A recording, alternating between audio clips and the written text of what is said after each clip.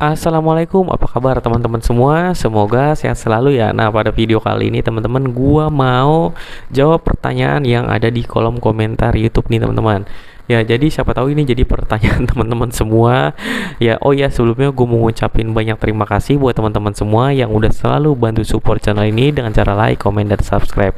Nah, ini ada perawatan luka diabetes teman-teman. Terus ada yang komen gini, mending kayak gitu udah ikhlas doa, ya udah balik mati. Terus dia komen juga, gula basah intinya parah mati. Ya, gua nggak tahu ini yang komen ini bocil, orang awam atau seperti apa teman-teman. Ya, jadi memang ya namanya penyakit datangnya nggak ada yang assalamualaikum. Apalagi di negara kita ini konten edukasi itu sangat kurang diminati oleh masyarakat, karena di kita ini senangnya tuh hiburan yang aneh-aneh, yang FYP ya. Konten edukasi itu jarang diminati. Nah, ketika udah sakit baru nyarinya konten edukasi teman-teman. Nah, baiknya sebenarnya kalau ada yang kayak gini tuh sebenarnya konten edukasi itu harusnya ada di setiap iklan, di setiap televisi, ya di setiap sosmed ya teman-teman, itu ada. Cuman memang kurang diminati. Gua nggak tahu ya triknya gimana supaya orang tuh selalu baca teman-teman tentang masalah edukasi, karena memang orang baca edukasi ya kalau udah mulai sakit teman-teman, seperti itu. Nah, terus pernyataannya gini, gula basah intinya mati. Sebenarnya penyakit gula itu nggak ada gula basah, nggak ada gula kering teman-teman. Ya, semua orang yang sakit gula kalau ada luka itu pasti sulit sembuh. Ya, orang mikirnya kalau gula basah itu ada luka nggak kering-kering, itu namanya gula basah. Tapi kalau gula kering itu dia nggak ada luka, terus badannya kurus kerempeng. Dua-duanya sama teman-teman. Di medis nggak ada yang namanya gula basah dan nggak ada yang namanya gula kering. Ya, gula orang yang kurus pun nggak ada luka, tiba-tiba ada luka kecil banget teman-teman, itu pasti tidak akan sembuh-sembuh. Bahkan lukanya bisa meluas kemana-mana teman-teman. Ya, itulah yang terjadi pada pasien diabetes. Ya, dia ini tubuhnya sulit menyembuhkan lukanya sendiri.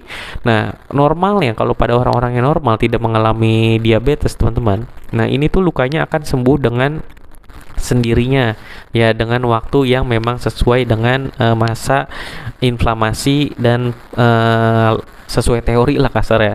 Tapi pada pasien diabetes ini akan menjadi malapetaka teman-teman. Ya, apalagi kalau gulanya tuh tinggi terus.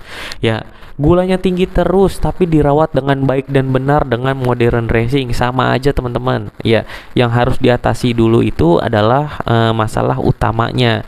Ya, gulanya itu harus stabil dulu teman-teman. Nah, terus apa ya? Gua kurang setuju gini, mending kayak gitu udah ikhlas doa, ya udah balik mati gitu. Ya, ini pertanyaan yang menurut gua ya kurang etis ya teman-teman ya. Kenapa? Karena semua orang kan ujiannya itu berbeda teman-teman. Ya, kita ini hidup ini hanya ujian dan cobaan teman-teman gitu kan. Cobaan, ujian ya. Nanti dapat apa namanya? Kenikmatan tersendiri gitu ya, dapat pahala ya. Kalau gua yang beragama muslim seperti itu gua melihatnya. Jadi sakit pun itu bisa menjadi sebuah pahala kalau kita menyikapinya dengan ikhlas, sabar, dan doa teman-teman, seperti itu. Jadi bukan udah sakit dan mati aja ya, mati itu udah urusan Allah teman-teman.